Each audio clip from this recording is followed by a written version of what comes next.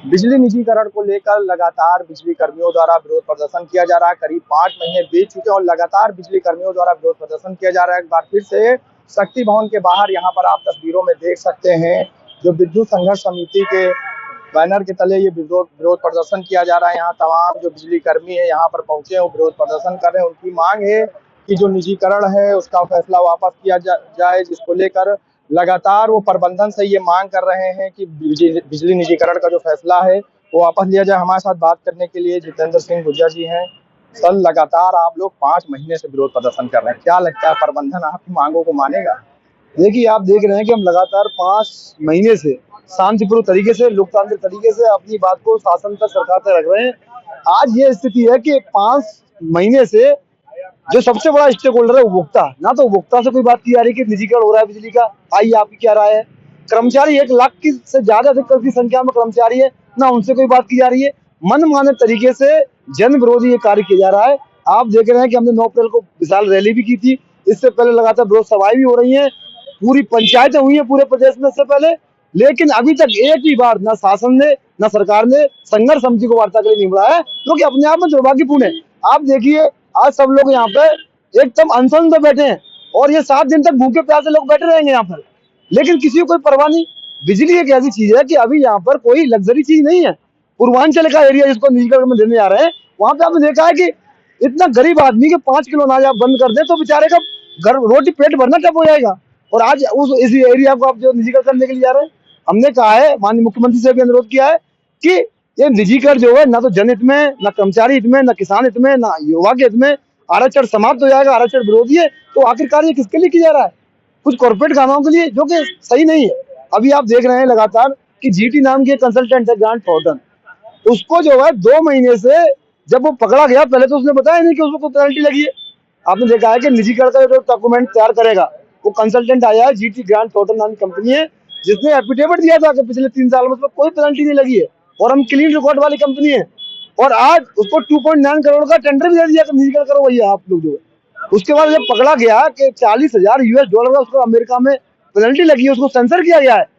तो अब जो है पावर कॉर्पोरेशन प्रबंधन उसको बचाने लगा, 1 महीने से फाइल दबा दी उसने। तो माननीय मुख्यमंत्री जी की क्या जीरो टॉलरेंस है?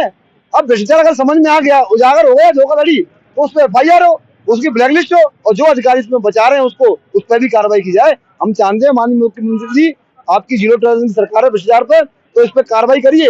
नहीं तो सवाल उठेंगे, ये कैसी सरकार है जिसमें जो है लगातार सवाल उठ रहे हैं कि ये भ्रष्टाचार धोखाधड़ी से कंसल्टेंट आया, आज वो लगभग 1 महीने से काम कर रहा है उसके बाद भी। तो बस हम यही अनुरोध है कि पूर्वांचल में सबसे ज्यादा गरीब जनता है। अगर बिजली का निजीकरण हुआ तो मैं आपको बता दूं, ये देख रहे हैं आप लालटेन, ये लालटेन देख रहे हैं ना आप, बिजली पूर्वांचल लालटेन युग में चला जाएगा। उनकी कैपेसिटी नहीं है 3 गुना बिजली का बिल देकर बिजली करें। दक्षिणांचल में क्या बुंदेलखंड का एरिया है, वो भी लालटेन युग में जाने वाला है। तो ये लालटेन हमने घर घर में, माननीय योगी आदित्यनाथ जी की सरकार में घर घर में जाकर कनेक्शन दिए। आज 3.5 करोड़ कनेक्शन है। ऊर्जा मंत्री जी कहते हैं कि जब सरकार 2017 में आई थी उस समय 41% चोरियां होती लाइन लॉस, आज भी 16.5% घट के हो गया है। तो जब लाइन लॉस इतना घट के हो गया है तो फिर निजीकरण क्यों कर रहे हो भाई आप? सब कुछ ठीक चल रहा है और माननीय ऊर्जा मंत्री जी कह रहे हैं कि अब किसी की नौकरी नहीं जाएगी, सबका सही रहेगा। अरे निजीकरण के बाद नौकरी तो जाएंगी। निजीकरण से पहले 25,000 समझा कर्मचारियों की छटनी हो चुकी है। 1 मई मजदूर दिवस है कल, हजारों संख्या में लोगों का वेतन रोका गया है, 25,000 की संख्या में लोगों की छटनी हुई है। और निजीकरण के बाद 50,000 लोगों की छटनी और होनी है, 25,000 रेगुलर पर समाप्त हो रहे हैं। तो हमारा अनुरोध है कि जो निजीकरण है इसको निरस्त किया जाए और आम जनता के हित में निरस्त किया जाए। आप जनता से विचार करिए, आप कर्मचारियों से वार्ता करिए, और अगर मनमाना करेंगे तो हम आखिरी सांस तक लड़ाई लड़ेंगे और निजीकरण नहीं होने देंगे। प्रबंधन कह रहा है ये जनता के हित में, उपभोक्ता के हित में, किसानों के हित में। क्या लगता है अगर निजीकरण होता है तो इससे जनता को कितना नुकसान होगा?